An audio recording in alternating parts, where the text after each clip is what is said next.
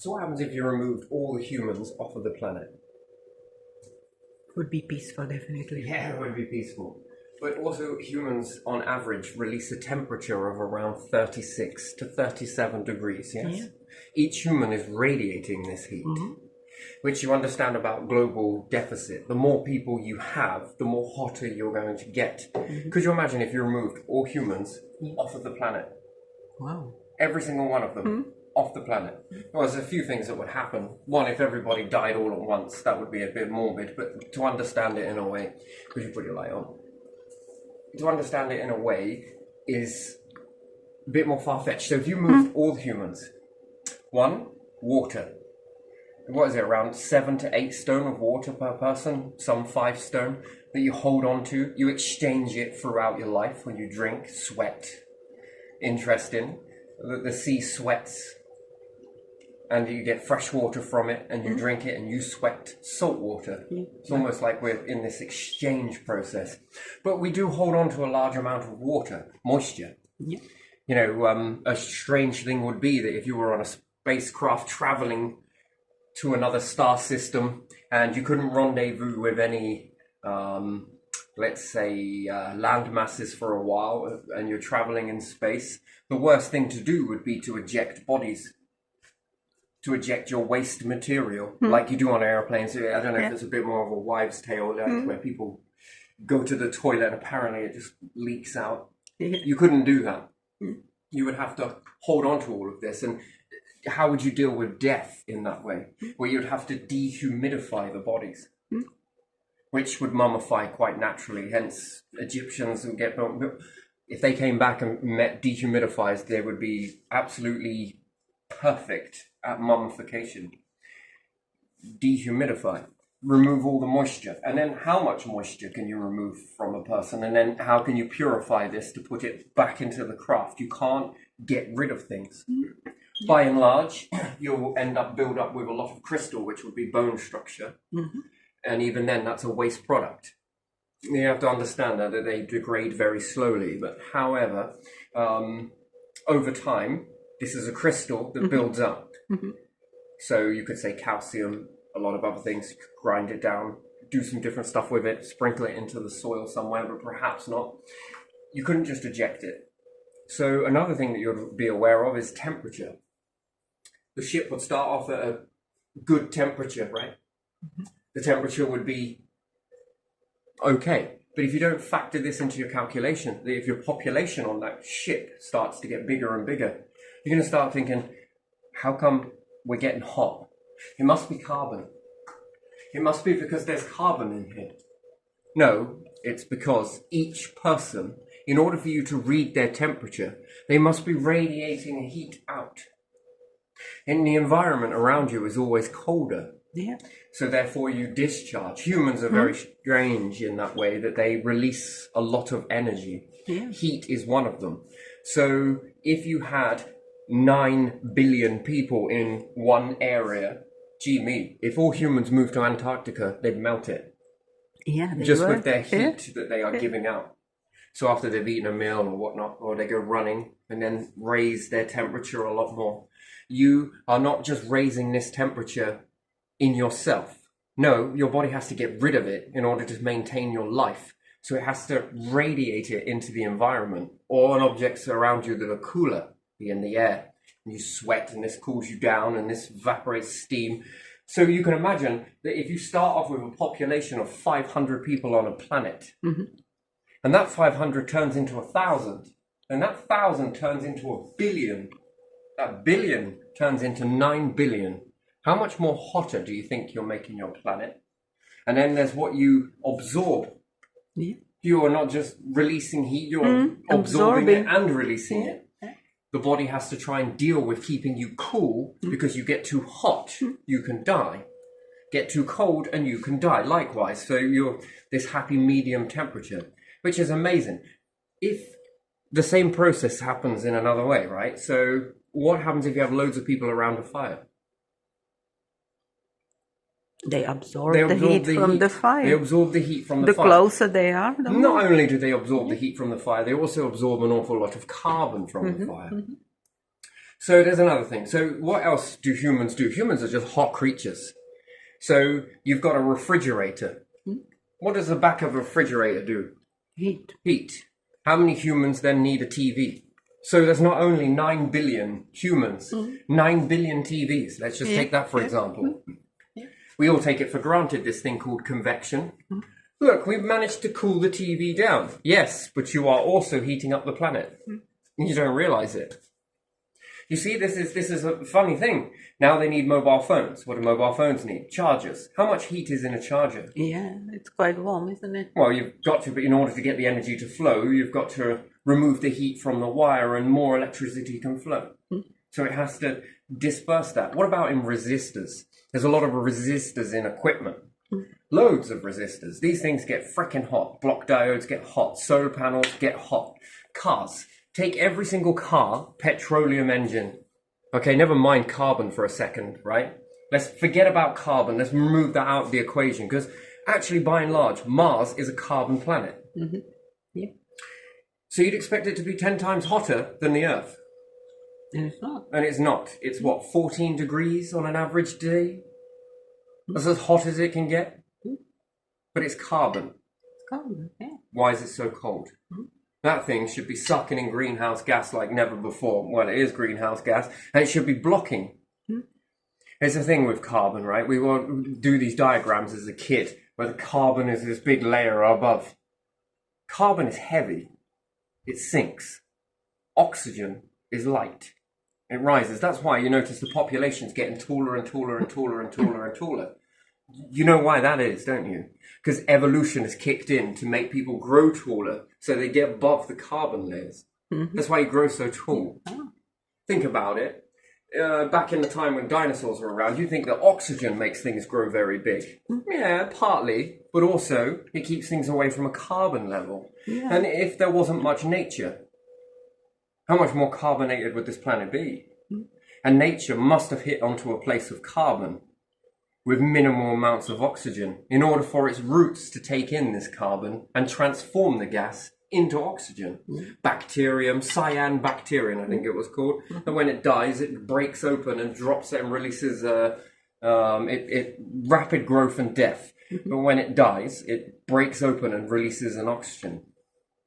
Now, when it's doing this, this also runs away, again, that there must have been a rich carbonated planet. Again, how can we have Mars as being carbon when it's got rust? An interesting byproduct, is it not? Which then oxidizes. It's very interesting. But again, if Mars is a carbon world, why is it so cold? Yeah. What's missing? You would think that that thing has had a whole car engine running. The thing is made of a car engine. Busting out all of this carbon. Whew, it's really cold. Wonderful place for nature. I'm surprised they haven't sent a load of rockets there already to see what nature does. Bust open a load of seeds on the planet. Artificially mimic a meteorite with seeds on it and bust it over Mars. But there's no water. Yeah, probably. I don't want guessing. What happens to an experiment like that? But I don't want an opinion. I want proof. What's proof? Well, proof is testing, right? A proof would be sending this and see what happens. Does it grow? Does it not? Not someone's opinion on something. But yeah, as a kid, I was drawing all of these things as carbon being the top layer, but it sinks. Greenhouse gas? Well, it must be at ground level, must be hot. And the top level must be cold. What's another thing that humans do really well? Apart from destroy planets. They put a lot of concrete down. A lot of uncured concrete, mind you. Concrete releases carbon. And do you know what else concrete does? It's really fascinating. What is that? It's a sponge to heat. Yeah. When you convert it, so when you understand something, so over a forest or an Amazon or anywhere else like that, people say, oh, it's really hot. Yeah, but go into the forest. And it's not bad. Where do you go when it gets really hot? Well, people go down to the lake. Or people go down to the ocean. Wrong. Go into a forest. If it's a really hot day, go into a forest. I guarantee you it will be the coldest place you'll find. Take a jumper, though. The deeper in you go underneath the canopy, what's it really good at doing? It's good at removing this And it doesn't seem to act and react to this bombardment of radiation. My word, nature is a fine vessel. So without humans, or with humans on a ship, you know, and it's probably about right that the population started understanding this stuff. Yeah. Carbon is one thing, yes, don't get me wrong. Not saying that it isn't. You know, look up your science for your answers for all of that. But you've got to answer the question. We keep looking at Venus. Why are we not looking at Mars? Oh, it's because it's more further away, and it's because of this, and it's because of that. Yeah, but it doesn't have a core. So is the core playing a role in heat or not? Interesting. Which you've got to factor in our core is a percentage. Yeah. So humans, what else do they like to do? They like to heat their houses, right? Yes, they do. In very poor insulated houses, where most of the time they've just been burning fires and allowing it all to escape through the... How airy are all of these houses? And what's the best solution that they will do? They're going to charge you a tax. Yeah. Got some money in a jar somewhere. Let me show you what tax is all about. This is what tax is. Look, we've got some carbon in this room, and I'm going to tip some money on it. Yep, still carbon. It's still carbon. It didn't do anything, did it?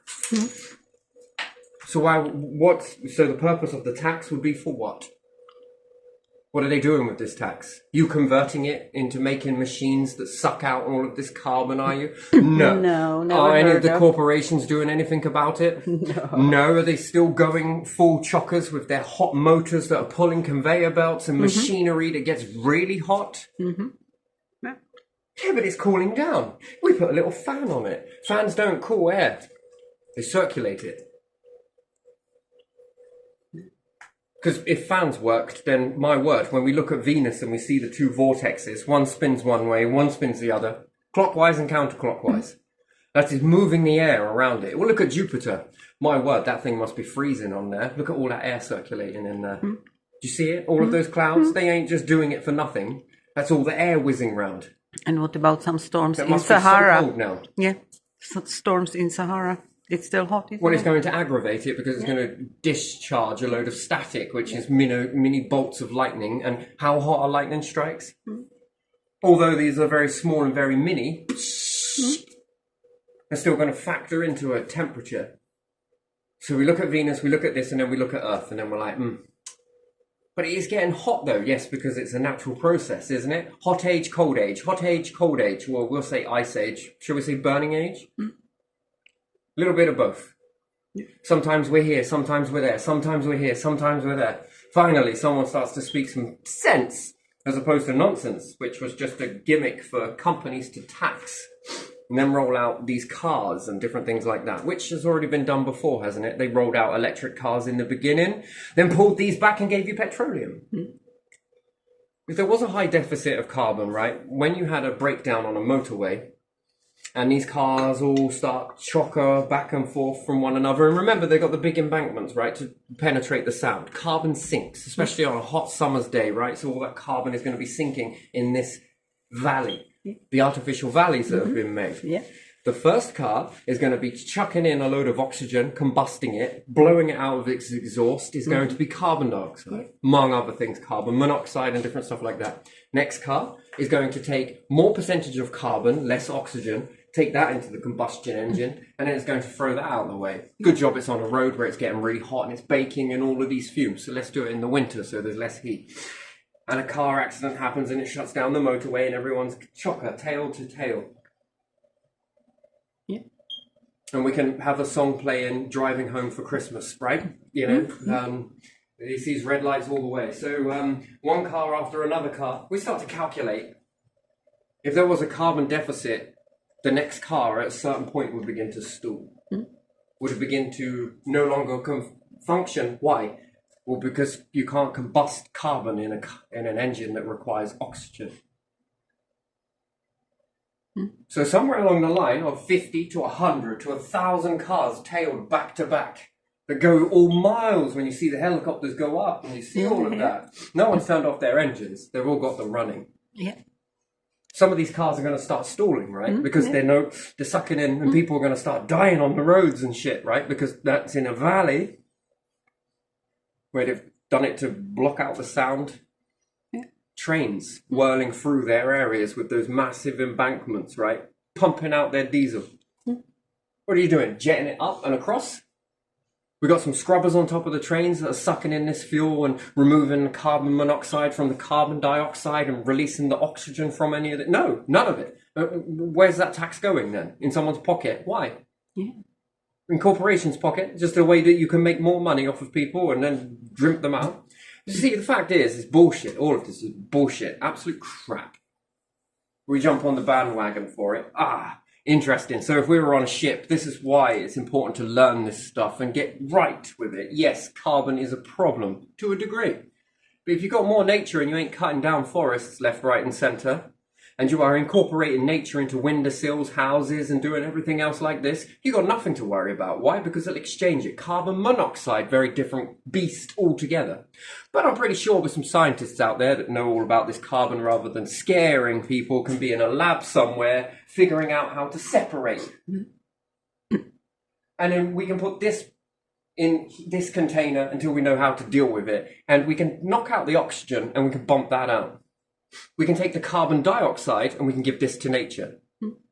Underground farms and farms everywhere, basement farms, loft farms.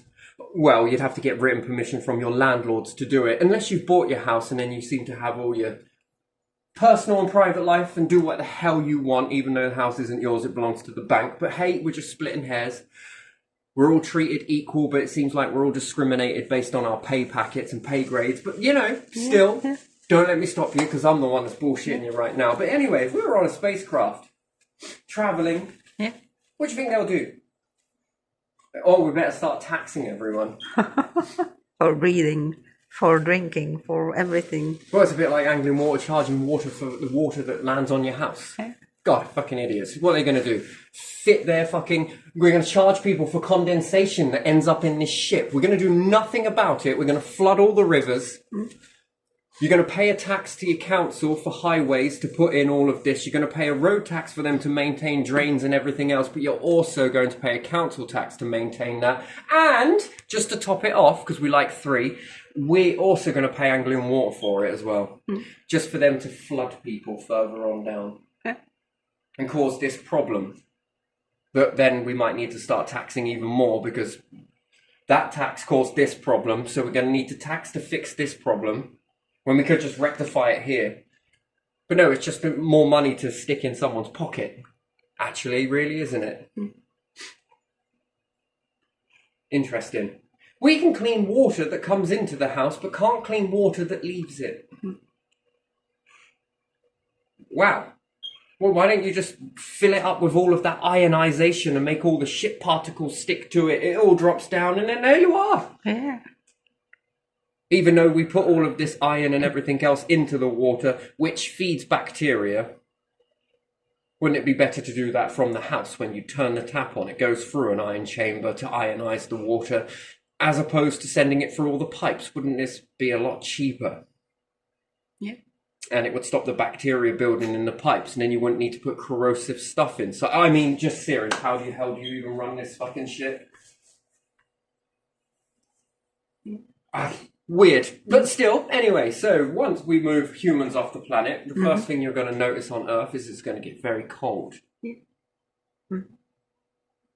Why? 2 factors, 3 factors, 4 factors, 5 factors. 1, no more heating. 2, the heat from humans is going to go. You know, much like penguins around Antarctica, the King Emperor penguins? Yeah, the big ones. Yeah. True kings. Yeah. And they huddle together. Just wipe it off. And they huddle together, right? So much so they generate so much heat that they are able to sustain life.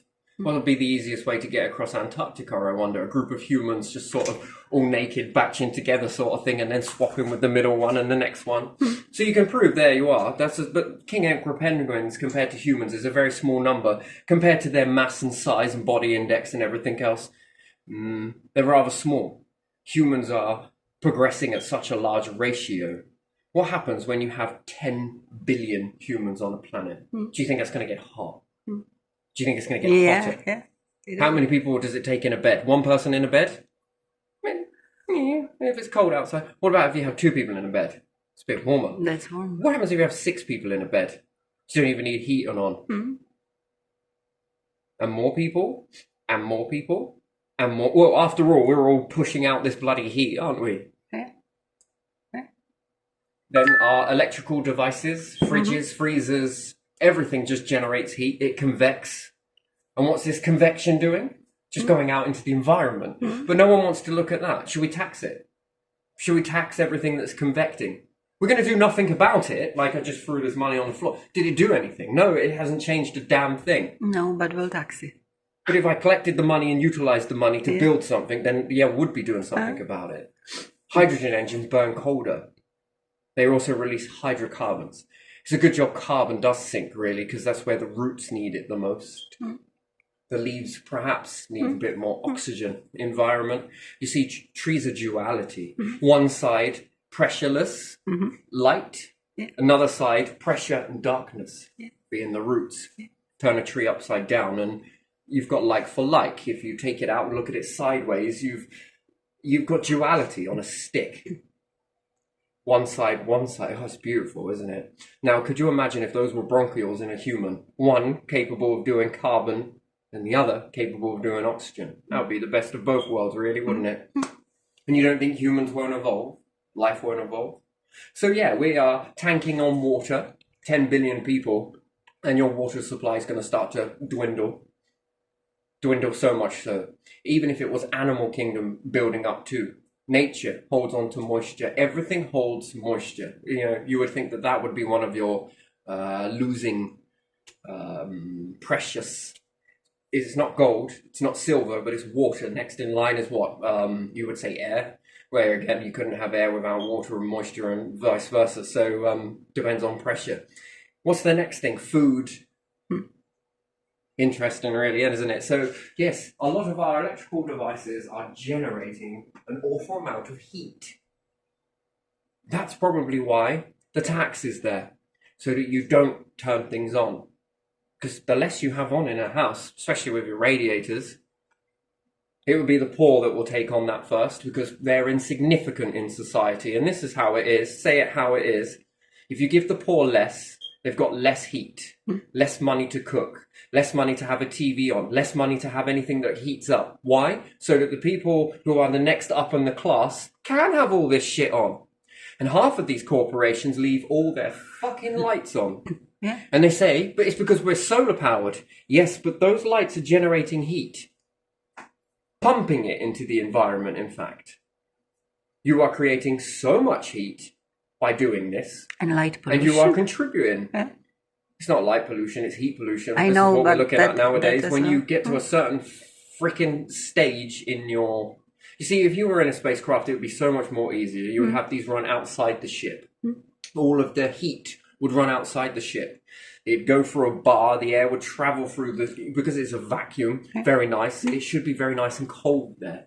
The hot air goes in, gets cooled, and then goes back into the appliance. It's easier on a ship. On a planet, not so easy really, is it? You can have cooling devices, but you would need to have the, let's say a PlayStation, we'll take a PlayStation for example, the fan out would need to go into a cooling chamber. No heat would be allowed to escape from the device. It runs back round, and this cold air goes back in and cools.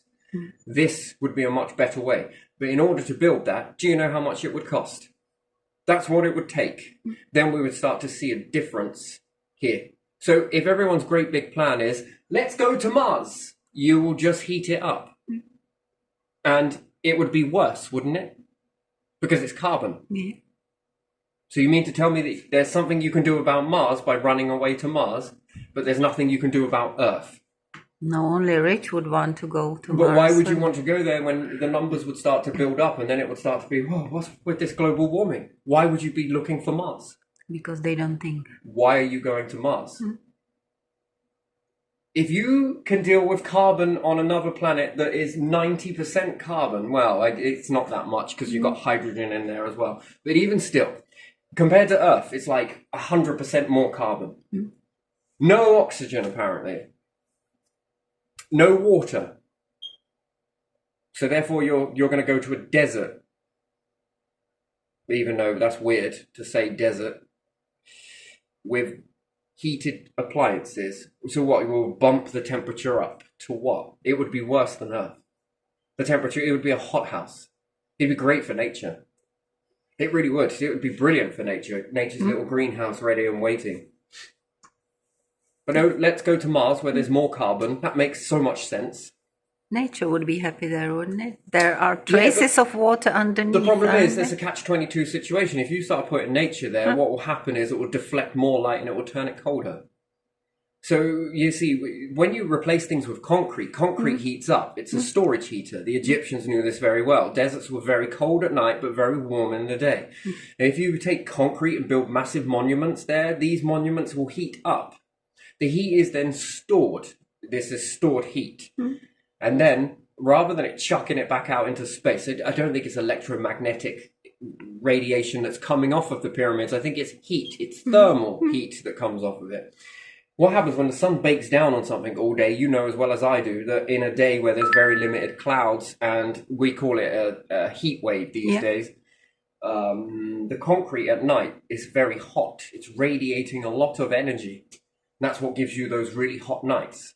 Well, when you think about it and you calculate it, the more cities that you build with this ugly looking concrete, it's a good job it turns green, because it's beginning to do a favor. If it all started to turn green and start growing with the lichen and moss, it's actually not a bad thing, because it's protecting your houses that are covered in moss are more cooler in the summer than they are in the winter. There's a bit of a reverse factor there, to be honest. Crazy, really. And even floors that are built to allow dampness to escape. Also, if it gets damp under the house, it causes damp to come in the house. It's a catch-22. It's duality on every format that you find. It's crazy. Did you know it's actually far more easier to deal with these problems that you're experiencing on Earth? This is why the species are meant to move. These problems are going to get bigger because you are not doing what you are supposed to be doing, which is move, leave the planet. These problems are easier to deal with out in space than they are here on your planet. But you're supposed to learn on the planet. You're supposed to learn on the planet and apply that to there, which then helps you understand it. Why? Because it's teaching you that the star travel, you know, if we're going to sit around waiting for science to be able to bend and fold space using black hole magic, you'll die before you get there. Life forms always look for this. They leave before. You know, they want to wait. They want to make everything ready, line their ducks up and everything else, as opposed to get on and... Because the hard road is traveling. It's going to take about 80 years worth of a lifetime. Rather than travel and learn as you go, no, they want to get there quicker. They want to play Monopoly. Monopoly is a funny game, really, isn't it? When you play Monopoly, add more people to the game. And that's what you're experiencing now. So, Monopoly with 4 players. Is the bank suffice enough to pump money around with all the players and make everyone seem rich? The answer is yes. Yeah. What happens if I add 100 players to that same board? That's different, isn't it? Well, I then need to print a load more money, right? And then I take another Monopoly board, just the bank from it, and tip it into the other Monopoly board, and then spread that out, and then that brings you up, yes? Yeah. Nice. But now if we look at the Monopoly board, it's Earth, and it's the land. We're going to run out of places to build, right? Yeah. Run out of things to do, Monopoly is such a weird game. And what happens if I've got a few players on the Monopoly board that like to hold on to this money? And they take 90% of what the bank has? How does that work for the other people? It doesn't. Even if you move over to credit, which one is going to... It doesn't matter, because what people are going to hold credit? Add extra zeros into there? It doesn't work, right? And while you're playing Monopoly, the rest of the world leaders are playing exchange, right? They're exchanging goods with one another, yes? Yeah. The very thing that you were doing before they were established, where you were trading oranges for lemons and carrots for parsnips, and parsnips then over for, I don't know, some bits of meat and stuff and a bundle of other stuff. So you were doing this thing called trade in the beginning, but now you no longer trade, you play Monopoly whilst they play trade, and it seems to be more successful. That's why they do it, and that's why they give you money. Because it keeps you distracted collecting this bullshit. Yeah. And you know that the game is rigged because if you've got people who are greedy who hold on to it and their only ambition in life is to become a billionaire or a trillionaire or a gagillionaire, then this is going to take money and candy away from all people. This is then going to knock the classes. You see, it's very fascinating when you play Monopoly. If you get Monopoly where you've got equal players that are going to decide not to hold on to money, the game, which is called life, becomes fun, becomes enjoyable. Everyone gets a piece of the pie. But when you've got some people that just want to collect as much money as possible and they go into that mindset, I've played Monopoly with a lot of people in many different ways. God, there are only so many ways you can play a game, right? Have you ever done that where you've played a game and then once you've played it so many times with people, you then shift, you then build strategy into the game? Let me give you another example. It's like playing dominoes. You can either play the game dominoes or you can stack them up and make them knock down. Yes. Or you can build them into forts and then flick them and blow each other up with them in little games. You see, that's another way of playing Monopoly, is one way of doing it. And then where everyone says, how about we go into this game where we all play it equally and that we're not to save or hold on to money. And what you notice is it becomes much more fun because everyone gets an opportunity. And do you know what? Everyone becomes winners in this.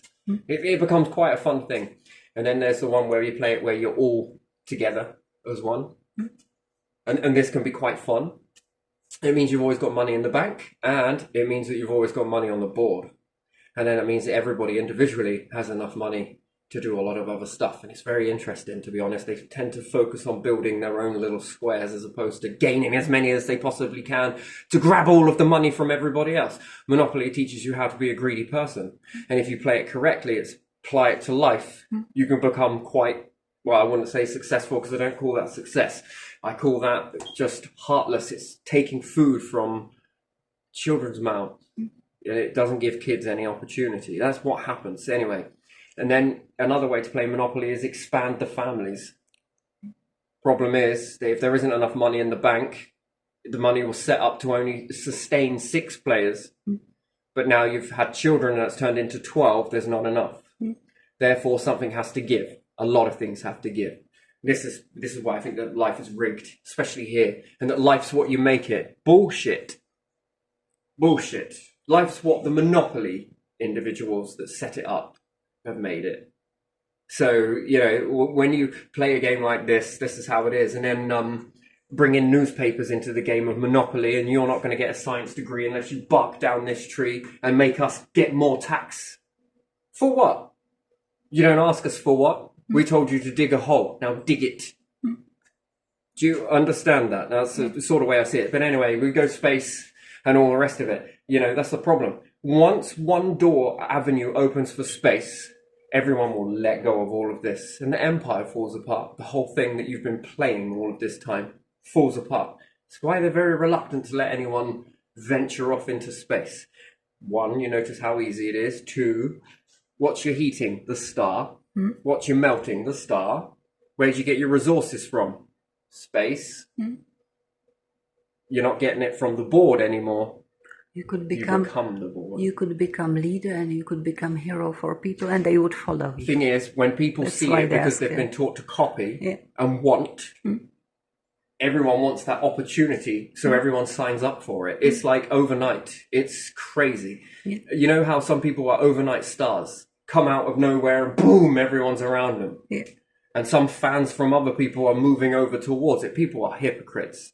By and large, they've been taught to be. But it's a girder in the fence as well. Remember, everything is reciprocal. How you teach people how to be, you put a rod up your own ass or shove a rod up your back. It makes you walk around like this because you've taught people to be greedy and want betterment and this, that, and the other. And then what happens when something like this comes about? People leave all of this shit. They stop defending it. They stop acting it. Yeah. They leave. Why? Because they want this. They want something that is going to be beneficial, that's guaranteed, that's given them the life that they really want. They're going to stop listening to the bullshit. They're going to stop listening to the way things are. It's very fragile. When you teach people how to be this way, the Problem is, becomes the rope for your own fucking neck, your noose, if you like, and it helps you maneuver over, and everybody else maneuver over to a new thing. That's when the new dawn approaches. I think in that way, that's how it goes. Empires never collapse, or violently, like you've been portrayed. You've been watching too many movies. Yes, you have. You have. You haven't been in reality. No. Empires don't fall down with massive gunfire and smoke and explosions and fireworks. No. Empires fall down by something better coming along. And people just to the next best thing, to the next best thing, to the next best. That's how it happens. So the Egyptians fall because something else came. You haven't learned that. You won't learn that. You'll learn that there will be anarchy and disruption. No. And that's not how it is. See, this is the way things transition. Anyway, so it's a very funny thing. But yes, when humans move off the planet, it gets very cold. Moisture is released back. Nature overgrows. The planet becomes cooler again. Colder, in fact. But it has nothing to do with gas. What it has to do is the behavior of life. You see? People look at human behavior individually. That's good. Don't get me wrong. That's brilliant. People look at behavior as group dynamic. That's good. That's really good. Don't get me wrong. But have you seen the dynamic of life as a whole? This is what I'm interested in. The behavior of planets, the behavior of stars, and the behavior of life forms. They all go the same way near enough. They all act the same way.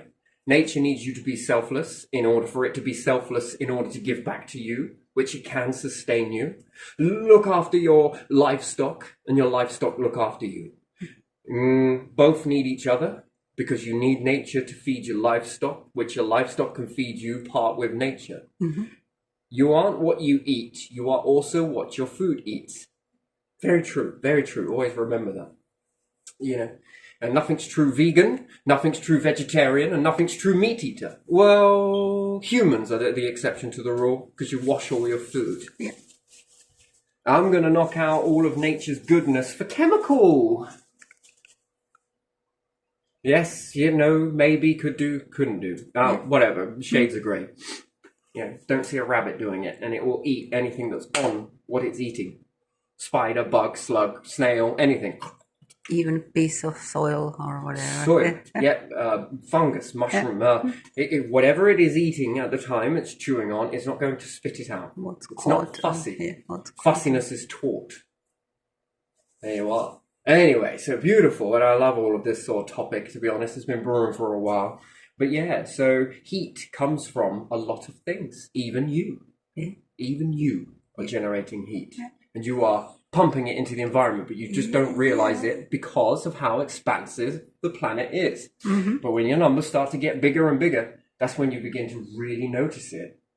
And then when your numbers quadruple past that, you'll then notice it. Remember how many people you used to have in a house, right? One thing that was very fascinating for me, went to a lot of house parties, how hot it was, but no one had any heating on. What was it? The people. The people, It's the people warming you. Have just visitors. It's just another family coming to your home, sitting all in front room, and you will And it feel feels it. cozy. It feels hot. Yeah. Yes, because you're all generating heat. Cool. If you were in a house that wasn't so airy, but again, an airy house, one corporation looks after another corporation, so then they can charge you more. Think about it. If I was to build a house that was airy, one, I would say it was all because of carbon, oxygen, and everything else, the gas ratio, when we're not ready for space then, are we? And that would require you to put your heating on. Not only are you heating up your house, but you're now losing it. And then even if I made your floor cold, your heat is going to radiate into the coldest object, which would be your floor. And then it's going to vent out into the environment. And what does this do? I don't care about the environment. What I care about is your money. I care about your money. You paying me more. And after all, it's become so greedy that it's about getting as much money as possible. Well, if you have a good heating system, what happens? And a good house that's capable of holding the heat, what happens? Well, you're only going to be paying a couple of quid a week for your heating. What happens if everybody in the UK, let's say, for example, the world, had little tiny pieces of radiation that powered their houses, that heated, cooked the food, powered the energy, what would be the ore? The houses were built, already powered, incentive, with little tiny pieces of radiation, little nuclear power stations in them. What would You energy see, the problem company is do? with garnering nuclear power stations is they're very dangerous when you do it to get right. Fukushima, Chernobyl, you understand? That's dangerous. That's when it becomes dangerous. But when you put individual little pieces in a phone, which then power your phone indefinitely, Yeah. well, then there would be no more upgrades then, would there? Well, maybe there would. Maybe there wouldn't. Well, you've already got them in your house. That chirping of a fire alarm contained radiation. Anyway, again, it's not 100% perfect, but, if you had it, could you cool things down? Yes. Could you heat up your food? Yes. Could you have electricity? Yes. But what would be the problem with that? Free energy comes at a price, though. Here's the opposite side to it. Whereas putting it all together, if it goes wrong, boom! And again, building all of these nuclear power stations, it costs money, so therefore you have to pay money, and then it comes a higher bill. They promise it will be cheaper, like they did to your ancestors back in the day. The energy had to be expensive. We had to charge you a connection fee so that it would be cheaper for your kids. Think of your kids. We're a socialist country, but we're not. Wink, wink, nudge, nudge. We're actually imperialism. We're going to destroy all of the socialism in this country, even though this country was perhaps the ones that created it. The socialism was sold to people who had hearts, that were thinking of their children's children's children generations from now. Nice to see. And it was sold under socialism for it to then be taken away and given away to other people. Whereas rather than paying all of your bills, it goes into the tax pot, meaning more money in a tax pot for people to be doing things.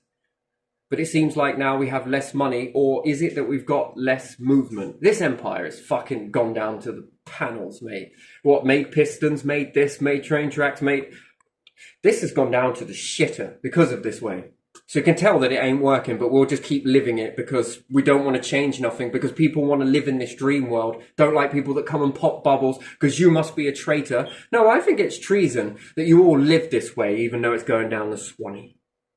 I think that is an absolute spit in the face to all of your ancestors that came before you. I think that is a middle finger to life itself.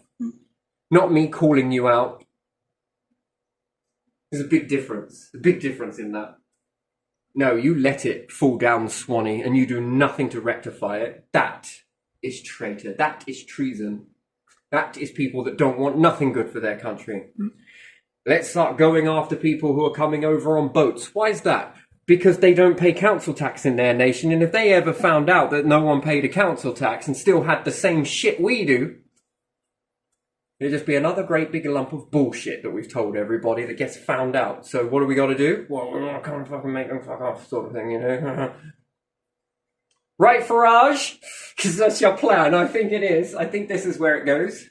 You only get knighted and brought up in this nation if you are able to con people, it seems. That's what it seems to me. Work for a certain group. Yes. So one company supports another company that supports another company in order for them to make more and more and more money. Everything was sold under socialism to people with hearts. So you betrayed an awful lot of people. That is treason. Think of the people. Think of your ancestors. Think of the generations that are going to come after you. Come on, look, this is what we're doing. When you're not. You're finding ways to tax pointless bullshit so that you can set up another company and give it to somebody else. And then they have And the then shares we in could write each. how they came up, right? Yeah. We can change it, right? Yeah. We can write any story we want. What's your story for the way you came up? Well, I went to this college. I went to this I went over here. I worked hard all my life. I came from a broken family, and look at the way I came up. Shit me, I've got to give you guys Oscars for that. It's the biggest bollocks I've ever heard. Problem is, chances are, if you have a load of money, you can create a load of businesses. Someone that's going to create one business that may or may not make it, or somebody that's got enough money to create 50 businesses, and still, that's just pocket money. Here's another way to look at it. People round a lake. Yeah. One person, being a poor person, is using a piece of string and hawthorn, throws out one line, just one, because it's all they can afford to do. And they're going to be fishing for something to eat. Or you go with someone who's a rich person, slightly middle class, lots of money, comes from a good background. They've got 4 fishing rods. Or you come from elitist. They've got money to build a net. Who's eating tonight? Yeah, and they can go in the middle of the lake where there Who's got might more be chance of having a bite? Yeah, the ones that can catch most, like in the net. But this is where, again, I look at society in this way. Maybe it's corrupt, but again, just tell me how fair is fair. Yeah. Who has the easiest way to get that? Now you think of it, change it as rather than fishing and making a business. How many fingers in a pie can you have? And it only takes one of those businesses to kick off, and the rest you can just kick down and cut as a loss because you know you're going to double. And then I can just write myself a story of how I came up, follow my step-by-step process. Mwah! I'm obviously going to bullshit you because it's your money I want. I don't want to help you. Of course I don't. Yeah, you know, see, this is... I'm not saying it's all like it, but a large amount of it. A large amount. And there you are. I mean, when you follow it backwards, but yeah, follow the map backwards. Anyone else's map, if you're allowed to, if it's legal to do so. But I've had enough of you pulling apart my life and seeing where I've come from and what I've done. But yeah, can't do it back. Well, I'm pretty sure that that's equal, right? You can, I can. Yeah, I think that's the way it should be. You go, I go. Anyway, but it's still, we come a long way from this topic. When you heat things up, and there's a lot of things heating up, what happens if you put every single car ever made, combustion engine, into one room, along with every single TV into one room? We've got to build massive warehouses just to prove this scientific theory to be correct. We put all the cars in one room, every single one, and we turn on all the engines and allow them to heat up. Then we put all the TVs in one room. We allow them to heat up. And then we put all the mobile phones. Never mind radiators, storage heaters, fridges. And we put all of these, and then you calculate how many you've got per population. Then we take all of the people. You see, this is behavior of humans, the overall life for one species. We put all of those in a room. The people that exist. Every single one. Babies, mamas, papas, grandparents, daddies, all of you going in there. Sons, daughters, pregnant women, everything, all in one room. And we're going to put thermometers on each one of these. That's if the buildings sustain, because I guarantee you that on some of these, the buildings will melt. And then we're going to compare that to how much star energy is coming out from the sun. Because it would be a very fascinating calculation. I mean, breaks calculators, and I have run out of paper. It's a big number in heat, and you wouldn't think it. Did you know if you were all in a lake like this, you would heat the lake to the point where the water would evaporate quicker than it could be replaced? Just go and stand in it. Everyone going in a lake, you could heat the water. Isn't that crazy? Problem is with carbon, it sinks, and it will go for the coral reef. Because it acts as a skin across the ocean, especially when it's calm. But you live in an environment, thank God for that, where you've got wind and air pockets and the environment tries to sort itself out. If any of those, Gulf Stream and the jet stream collapse, you're in deep trouble. Europe will freeze over one day. Well, I don't know about that. I think you'll be in very deep trouble.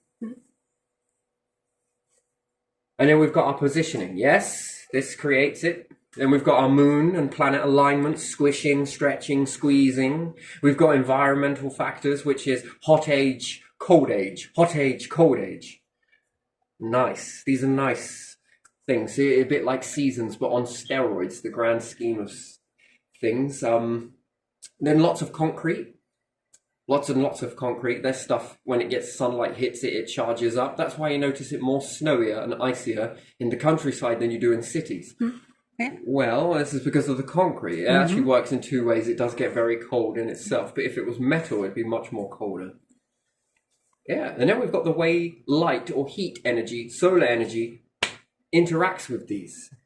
So if it's metal, and you take this to Antarctica with you and you're wearing a metal suit, you're going to get hypothermia very quick. Doesn't metal remove heat from your body 20 times faster than water? Than you being wet. That's interesting, isn't it? You see, these things remove heat, but likewise to be said that if you wore a metal suit whilst you went near heat in a desert, well, you're going to heat up 20 times as quick. So do you see how it's such a duality? You've got to be in that happy medium area, which happy medium? Yeah, not on a planet, I'm afraid. You don't get it, do you? So it's very interesting, isn't it? So the more life forms you have, less money you have. That's one thing. That's human behavior there, isn't it? Depends how you play the game Monopoly, but everyone's got to play it fairly. Everybody. That's the general way money was probably brought out. Whereas trade was much more fair, wasn't it? It was worked out in a fairer way. That's why you still do it. And then give us shillings. We'll take care of the big stuff for you. Weird. Anyway, so I'm going to close this video down, but just when we think about it, yes, global warming, yes, carbon is a factor. How are you going to deal with Mars? Well, I think a bigger factor is people, numbers. And then all the equipment that people like to have, TVs, which that's why there's a tax. So the rich never have to turn anything off, and they don't. You leave all your places burning, lights burning, and massive lights, and you need more heat, and my word, you won't change your ways.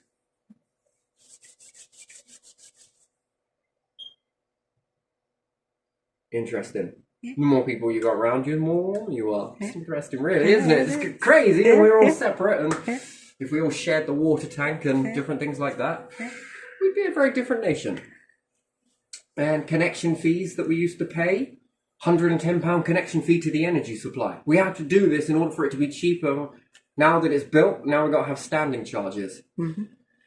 Yeah, I've had a bottle of gas sitting in a fucking caravan for months, and it hasn't wanted a penny from me. Yeah.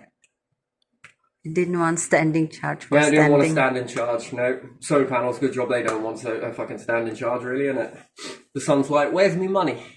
What are you going to do with it? I don't know. Burn it? I'll trade it with the other stars. Okay. I'll burn it myself instead of you. Yeah. I'm going to see if the money makes me hotter. I don't know. Might make you more attractive. Are you famous? Yeah, I've met a lot of humans. Well, you should be more famous than anybody on the planet then, really, shouldn't you? Yeah, Egyptian times. Anyway, yeah, so going to leave this one here. Yeah, so what do you think about that? Where does heat come from? Everything.